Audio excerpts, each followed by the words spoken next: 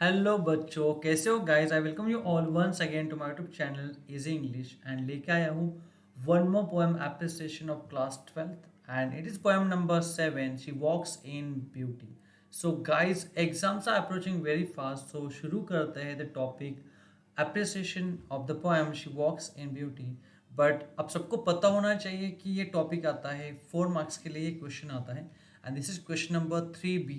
Okay, so total poetry section आपको carry करता है 14 मार्क्स। उसमें से 4 मार्क्स होते हैं एप्रिसिएशन के।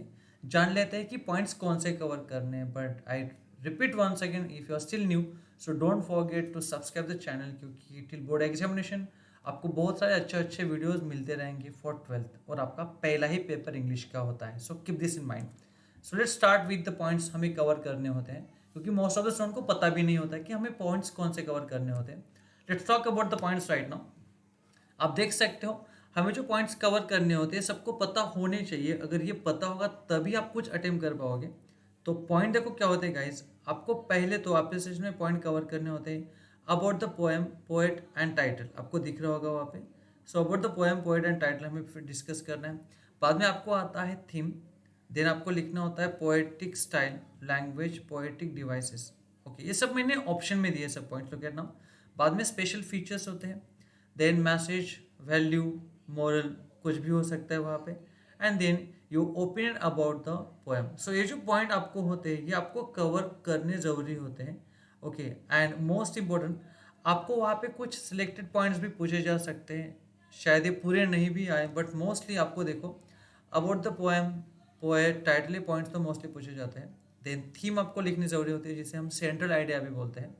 Then poetic style, language, poetic device, हमें पैराग्राफ बनाना है हर एक पॉइंट के लिए properly. Then special features mention करो। अगर पोएम में कोई मैसेज है, वैल्यू है, मॉरल है, कुछ भी इनमें से हम यूज कर सकते हैं। एंड फाइनली आपको आपको ओपिनियन देना ज़रूरी होता है कि आपका ओपिनियन क्या है। It can be positive, negative, as per your condition, as per your thinking, nothing else. Okay, so ये पॉइंट्स हमें कवर करने होते हैं। शुरू करते हैं, एप्रिसिएशन देख लेते हैं। So in the first paragraph I am covering about the title, poem, poet, अभी अब जो हमने देखा था, ठीक है। So pay attention properly. The poem she walks in beauty. Okay, जो मैंने इनवर्टेड कॉमर्स में प्लेस किया है guys, she walks in beauty is a poem describing, this poem is describing a female beauty and expressing how outer beauty comes from inner beauty, has been written by a well-known poet, george Baron.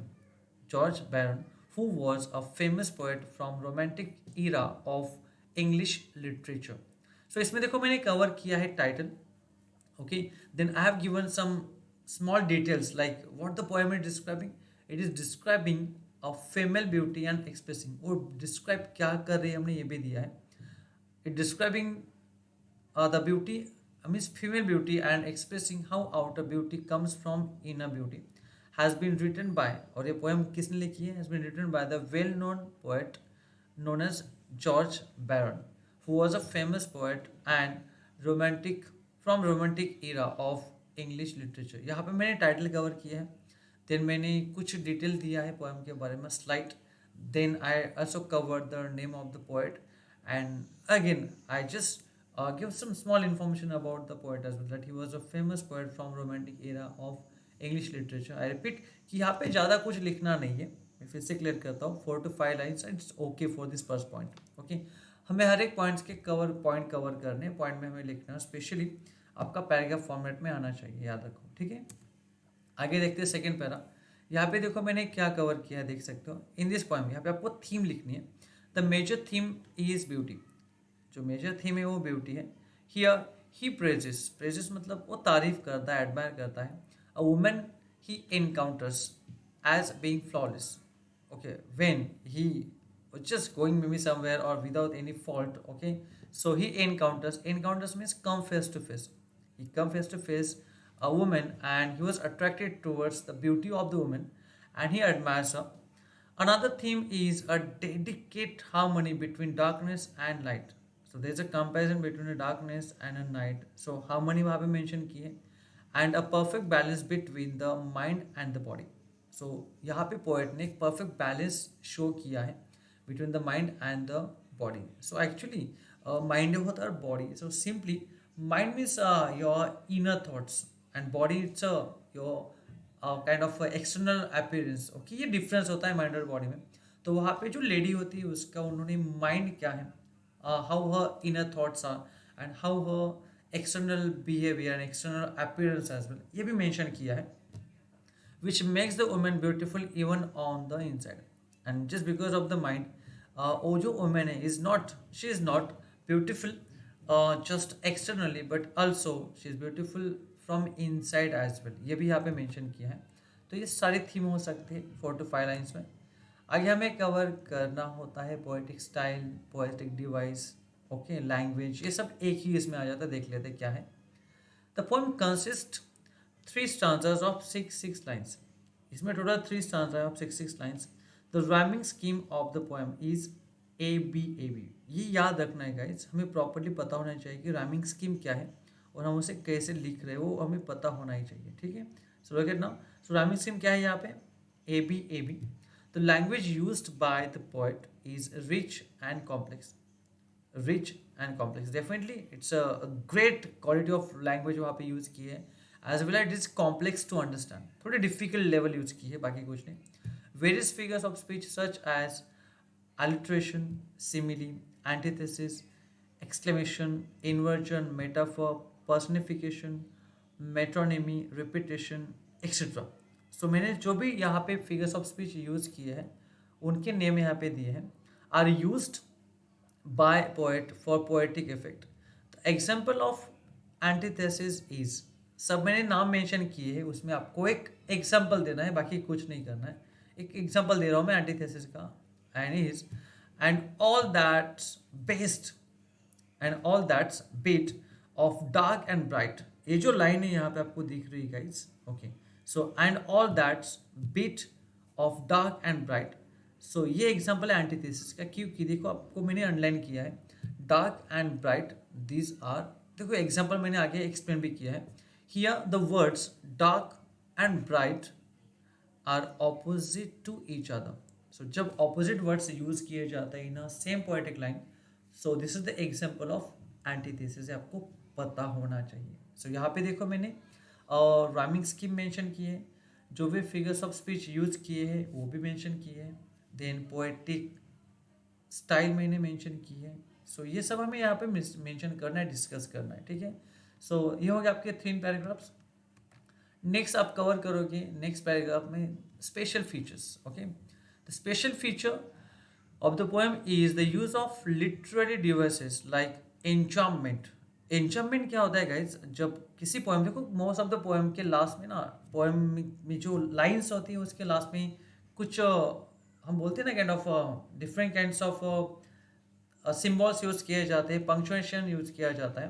But यहाँ पे देखो, आप देखोगे कि वहाँ पे comma वगैरह mention नहीं किया है, मतलब जब नेक्स्ट लाइन, ओके, आगे की लाइन पिछले वाली लाइन को फॉलो करती है from one line to next one, okay, without any kind of use of different kinds of symbols and all that, different kinds of punctuation, तब उसे हम बोलते हैं एन्चाम्पमेंट। एंड इमेजरी, वहाँ पे कुछ इमेजरी यूज की है to enhance its quality. Imagery मतलब क्या होता है, वहाँ पे देखो एक स्टारी स्काई, एक इमेज क्रिएट होती है स्टारी का, देन क्लाउडलेट्स का स्काई वहाँ पे मेंशन किया है, मतलब जो एटमॉस्फेयर हो it's very clean and clear, pure, okay.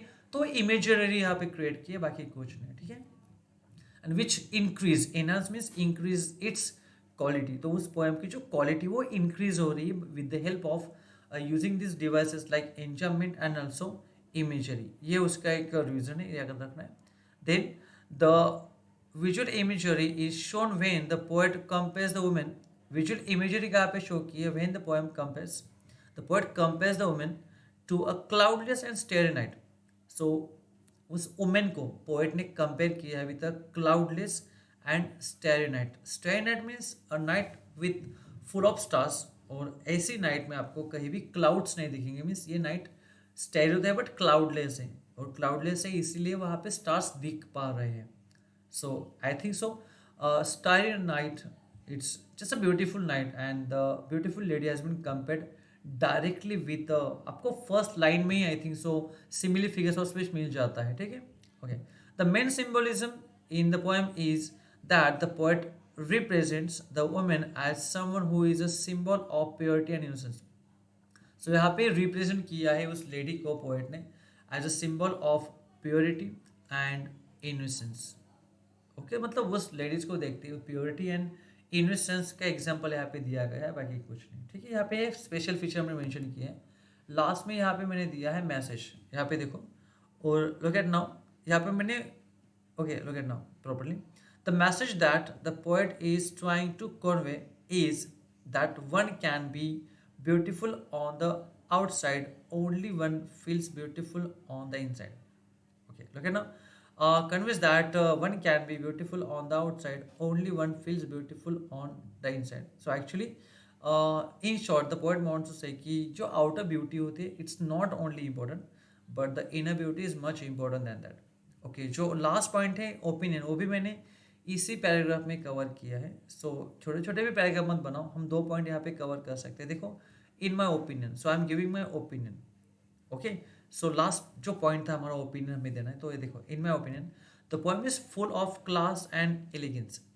मतलब एक बेस्ट क्लास पोएम वहाँ पे बनाई है by the poet. Great description and elegance means attractiveness, beauty. The poet's depiction of the woman's attractiveness and her outer beauty being linked to her inner beauty creates a powerful impact on the reader's mind. So readers के minds पे एक powerful impact create किया गया है by the poet, because the fact is, because of his depiction, his description about the woman's attractiveness and her outer beauty being linked to her inner beauty. So outer beauty को inner beauty से link किया गया है, and these all concepts create a powerful impact on the reader's mind. So readers के minds पे एक अलग impact वहाँ से create हो रहा है by the poet. तो ये हो गया आपकी complete appreciation. आपको ये properly लिखना है so that आपके marks कहीं नहीं जाएंगे. And don't forget, हमें ये 4 marks के लिए होता है, so you should not forget it. Okay, याद रखना है. Hope you will not forget it. So don't forget to subscribe this channel because आगे बहुत से videos आपको मिलते रहेंगे. So till then, bye everyone. See you very soon to everyone. Bye. Bye all.